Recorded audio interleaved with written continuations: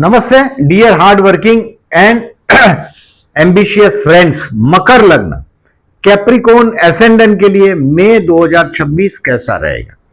देखिए, आपकी लग्न कुंडली में पहले घर में 10 लिखा होगा तो ये वीडियो देखिएगा। अब देखिए, इस महीने को मैं मेनली 2 हिस्से में मेनली बांट रहा हूं।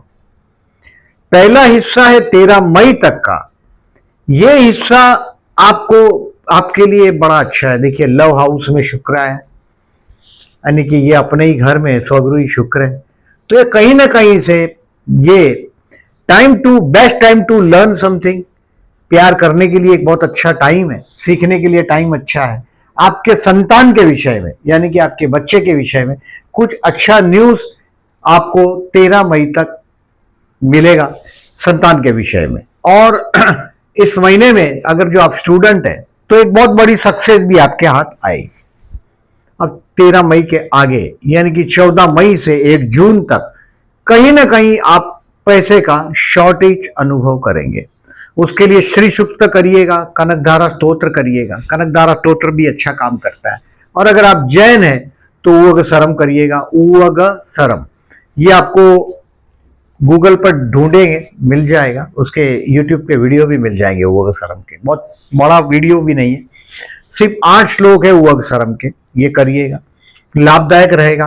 और हेल्थ के लिए आपको 14 मई से 1 जून तक कोई कोर्ट का लिटिगेशन का डेट हो, पोस्टपोन कर दीजिएगा, क्योंकि ये कहीं ना कहीं बात का बतंगड़ हो जाए, वो समय आपका गुजरेगा। 14 मई से 1 जून तक का जो टाइम है, रोग, ऋण और शत्रु से परेशान होने का टाइम है।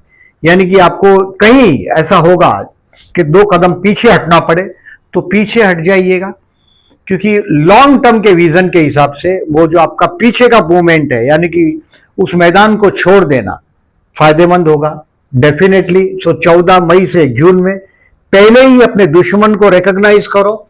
पैसे का शॉर्टेज का मैंने बताया, श्री सूक्त, कनकधारा और उवग सरम का जाप या तो करो या सुनो। कोर्ट का लिटिगेशन को पोस्टपोन करो और अपने सीनियर से आर्ग्यूमेंट अवॉइड करो, क्योंकि छोटी सी बात का बतंगड़ हो सकता है। और पंचमेश और षष्ठेश का परिवर्तन है 15 मई से 28 मई में। 15 मई टू 28 मई में आपके बच्चे के साथ कहीं ना कहीं छोटी बात का बड़ा बतंगड़ हो सकता है, ये संभवित है। अब देखिए, एज यूजुअल 31 दिन का महीना है और मैं केयरफुल रहने की डेट बता रहा हूं। मैं 9 डेट ऐसी बता रहा हूं आपको, कंटिन्यू 3-3 दिन का गैप है। उसमें अगर आप सावधानी रखते हो तो बाकी का 22 दिन आपको कोई बहुत बड़ा मेजर प्रॉब्लम नहीं आएगा, ये मेरा अनुभव है। अब देखिए, जो डेट है इसको मैं डिस्क्राइब करूंगा लाइन से, आप देखिएगा। ये 3, 4, 5, 9, 10, 11, 20, 21, 22, 3, 4, 5, 9, 10, 11, 20, 21 एंड 22 बड़ा क्रॉस कर दीजिएगा, ताकि इस दिन में कोई भी इंपॉर्टेंट काम हो, कोर्ट का लिटिगेशन का काम हो, कोई बहुत बड़ी ओहदे वाले पर्सन को मिलने जाना हो, कहीं कोई जमीन से, प्रॉपर्टी से रिलेटेड कोई काम करना हो, कोई भी इंपॉर्टेंट काम जो आपको डाउट है कि गड़बड़ हो जाएगा, तो उसको इस दिन में नहीं करिएगा। अब देखिए, डेट वाइज करता हूं प्रेडिक्शन, समझिएगा। 1 और 2 तारीख है, आपको आपके कार्य क्षेत्र पर काम करते करते कुछ सीखने मिलेगा, और जो सीखता है वही दुनिया में टिकता है। ये जो दिन है आपका, देखिए कैप्रिकॉर्न को, मैंने बहुत कैप्रिकॉर्न देखे हैं मेरे जीवन में। पावरफुल कैप्रिकॉर्न के संतान हमेशा करोड़पति होते हैं। मतलब फाइनेंशियली जो लेवल पे आप है उससे कम से कम 5 से 10 गुना आपके संतान पावरफुल होते हैं। कैप्रिकॉर्न को यह बड़ा फायदा होता है, यानी कि उसका बुढ़ापा बहुत बार मैंने देखा है, अनलेस या नीच राशि का शनि हो, लग्नेश हो तो भी थोड़ा ट्रबल देता है, अदरवाइज, या राहु हो 4th में तो ट्रबल देता है, अदरवाइज बुढ़ापा बहुत अच्छा होता है। ये स्टार्टिंग में यानी बचपन में कमजोर होता है, लेकिन बाद में as an as time grows healthy हो जाते हैं। This is the first and second is the best day to learn something. आप नौकरी कर रहे हैं, उसमें कहीं ना कहीं आप आपका फर्दर स्टेज का कुछ लर्न करने की कोशिश करेंगे। 1 और 2 रोमांटिक दिन भी है, और आपके संतान के साथ, बच्चों के साथ स्पेयर करिएगा। 1 और 2 तारीख बड़ा अच्छा बीतेगा।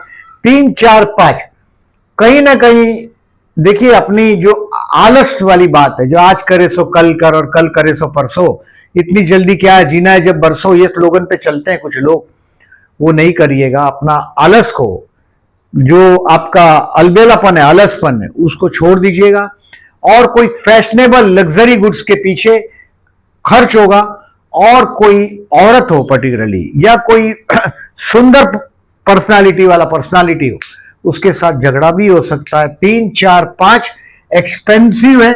और ये दिन में पर्टिकुलरली हेल्थ के लिए भी मैं इसको बोल सकता हूं कि 3, 4, 5 को रोग, ऋण और शत्रु के साथ का कनेक्शन ये दिन आपको सताएगा। सो कोर्ट का डेट हो 3, 4, 5 तो पोस्टपोन कर दो। हेल्थ का कोई भी इश्यू हो छोटा मोटा तो उसको आप समझ जाइएगा 3 तारीख को हुआ तो 4 और 5 तारीख भी बिगाड़ेगा। सो बराबर ध्यान दीजिएगा, उसको वक्त पे ही किल कर दो। दुश्मन को और बीमारी को, शत्रु को, दुश्मन को वही आपके उगता हुआ ही उसको खत्म कर देना चाहिए, नहीं तो फिर बाद में बड़ा रूप धारण करता हो। 6, 7, 8 आगे चलते हैं। ये आपके लिए काम धंधे में एक बहुत बड़ा, नौकरी करते हो तो भी, जॉब करते हो तो भी, बिजनेस करते हो तो भी 6, 7, 8 पर्टिकुलरली आपको मैरिज लाइफ का भी ट्यूनिंग देगा और काम में भी एक अच्छा चांस आपको मिलेगा। 6, 7, 8 ये एज यूजुअल आप रेगुलर जैसे आपका काम होता है drawing, designing, interior designing, fashionable item, उससे रिलेटेड काम करते हुए मैं बहुत बार लिब्रास को, कर्मस्थान में लिब्रा राशि वाले को देखता हूं, यानी कि कैप्रिकॉर्न एसेंडेंट को। अब 9, 10 और 11 इस दिन में ड्रिंक एंड ड्राइव, शराब दूर करिए, शराब से दूर रहिएगा। Drive your vehicle carefully. शराब पीकर गाड़ी चलाते हो तो आप तकलीफ में डाल दोगे अपने आप को, दूसरों को भी। 9, 10, 11 कहीं ना कहीं आपके लिए नशे से दूर रहने के लिए रिमाइंड कर रहा हूं मैं, बराबर याद रखिएगा। 12, 13 कोई ऐसा काम आपसे होगा जिसको आप अधर्म की डेफिनेशन में ले सकते हो। कोई लॉन्ग ट्रिप ट्रैवलिंग हो तो 12 और 13 तारीख को ये भी अवॉइड करिएगा। बाकी एज यूजुअल कर्मस्थान का कहीं ना कहीं काम आपके लिए कोई बहुत बड़ा इश्यू लेकर नहीं आएगा, बट 12 और 13 तारीख को आप अपनी मौज में आकर कोई अधर्म का सहारा नहीं लीजिएगा। 12 और 13 ठीक ठीक बीतेगा। 14, 15 और 16 ये जो महीने का सबसे बेस्ट दिन है कर्मस्थान के लिए। कोई बहुत बड़ी मीटिंग आप जाएंगे और कामयाबी आपको मिलेगा। 14, 15, 16 बेस्ट टाइम रहेगा आपके लिए। अब 17, 18, 19 ये कोई बहुत बड़ा सपना देखने का टाइम है, कोई बहुत बड़ी पार्टी से मिलने का टाइम है और दोस्तों के साथ आपका कुछ वक्त शेयर करने का टाइम है। और कहीं ना कहीं काम धंधे में आपके दोस्तों की मदद भी आपको 17, 18 और 19 को मिलेगा। अगर बर्थ स्टार सॉलिड है तो ये दिन आपको 14 से लेके समझो 19 तक, फ्रॉम आई विल से, देखिए 12 से 19 तक आपके बिजनेस के लिए 12 से 19 तारीख तक का जो टाइम है, काम धंधा है, नौकरी है, उसमें ये 12 से 19 तक का टाइम अच्छा रहेगा। लेकिन 12 और 13 तारीख को ये बात ध्यान में रखिएगा, आपको ऐसा कोई काम नहीं करना जिसको लोग अधर्म बोलते हैं, जिसको आपका मन ना बोलता है वो काम नहीं करिएगा। अब देखिए कि जो 20, 21 और 22 you to keep your work decision pending. काम धंधे के मामले में कहीं ना कहीं आप अकेले बैठे बैठे काम करते होंगे, बहुत लंबे समय तक काम करना पड़ेगा 20, 21, 22, बट आप आनंद से काम करिएगा। जो काम आपको मिला है उसको प्यार करिएगा। 20, 21, 22 बहुत इंपॉर्टेंट डिसीजन होगा तो इसको पेंडिंग रखिएगा। 20, 21, 22 हो सकता है काम धंधे में के मामले में कहीं ना कहीं व्हीकल आपको तकलीफ देगा। देखिए व्हीकल आपको 9, 10, 11 को तो एक्सट्रीम तकलीफ दे सकता है। 20, 21, 22 के दिन कुछ व्हीकल के मामले में, कुछ लग्जरी गुड्स के मामले में आपका खर्च भी होगा 20, 21, 22 को। अब 23, 24, 25 जॉब के लिए बेस्ट है। 23, 24, 25 is the best for your job, यानी कि कहीं ना कहीं आप काम पर जाओगे, जॉब पर जाओगे और आपको 25 तारीख को दोपहर को 3 बजे तक बहुत बढ़िया समय है आपके लिए। ये फाइनेंशियली पर्टिकुलरली जॉब के लिए 23, 24, 25 बेस्ट डे है।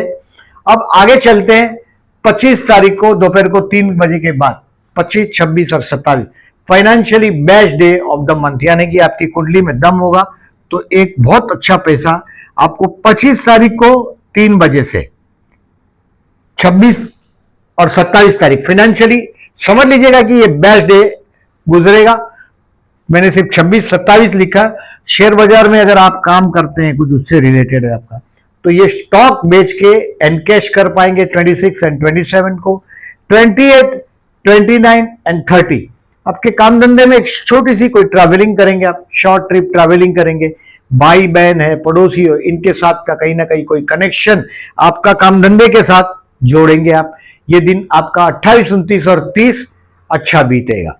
और 31 तारीख को आप आपके काम को, जो काम आपको मिला है 31 तारीख पर्टिकुलरली 1 जून और 2 जून आप घर पे भी आनंद में होंगे और जो काम मिला है उसको बहुत आनंद से करेंगे। हो सकता है कुछ काम आप घर पे भी लेके आओ 31 मई, 1 2 जून और 2 जून को कुछ काम घर पे लेके आके वर्क फ्रॉम होम करके आपका पेंडिंग काम को फिनिश करने की कोशिश करेंगे।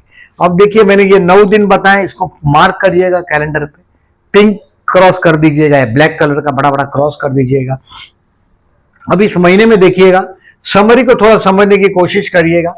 जॉब का मैंने बोला या बिजनेसमैन हो तो 14, 15, 16, 23, 24, 25 तारीख मीटिंग के लिए बेस्ट रहेगा। मतलब आप जो टारगेट तय करते हैं कि ये काम होना चाहिए, इस तरह से होना चाहिए, वो हो जाएगा, बढ़िया रहेगा। बिजनेस के लिए 12 से 19 तारीख तक नौकरी भी करोगे तो कैरियर का ग्राफ ठीक ठीक चलता हुआ दिखाई देगा। बिजनेसमैन के लिए 14 मई से 1 जून में कहीं ना कहीं मनी स्कैरसिटी, पैसे का शॉर्टेज रहेगा। पैसे के शॉर्टेज के लिए मैंने आपको बोला श्री सूक्त, कनकधारा और उवगसरम, ये तीनों अलग अलग हैं। उवगसरम जैनों के लिए है। हेल्थ के लिए 3, 4, 5 केयरफुल, मतलब खाना पीना अवॉइड करिएगा, कोल्ड ड्रिंक बोल्ड ड्रिंक 3, 4, 5 के दिन। अब स्टूडेंट के लिए बेस्ट है 1 और 2 तारीख, 23, 24 और 25 तारीख आपको कुछ ना कुछ सीखने को मिलेगा। प्यार करते हैं उनके लिए 1 और 2 मई आपके लिए, ये 1 और 2 तारीख जो मैंने बोला ये रोमांटिक दिन है, अच्छा दिन बीतेगा आपका 1 और 2 तारीख। मैरिज के लिए इस महीने में मुझे संभावनाएं नहीं दिखाई दे रही है, no. Share market to learn first and 25 को भी कुछ सीखने मिलेगा, 1 तारीख को भी सीखने को मिलेगा लर्निंग करने के लिए। 26, 27 जो छत पर पैसे की बारिश होगी ये बोलते हैं ज्योतिष, वो दिन है। कुछ तो आपके स्टेटस के हिसाब से, आपके लिमिटेशन के हिसाब से एक अच्छा पैसा, फूड, फैमिली और फाइनेंस, ये तीनों एंजॉय करने को मिलेगा 25, 26, 27 तारीख को। 25 को शाम को, मतलब, और 26, 27 3 बजे के बाद। फर्दर इन्वेस्टमेंट के लिए 18 और 19 तारीख आप आपके इन्वेस्टमेंट पोर्टफोलियो को और मजबूत करने की कोशिश करेंगे। इस महीने में देखिए पर्टिकुलरली 5 मई और 19 मई को चतुर्थी है। मैंने ज्यादातर देखिए जो चैलेंजेस मैं स्कॉर्पियन को देखता हूं उससे भी ज्यादा कैप्रिकॉर्न को, मकर लग्न को ज्यादा चैलेंज होती है। बट कहीं ना कहीं मेहनत करने का, यानी काम आपको ढूंढते आता है।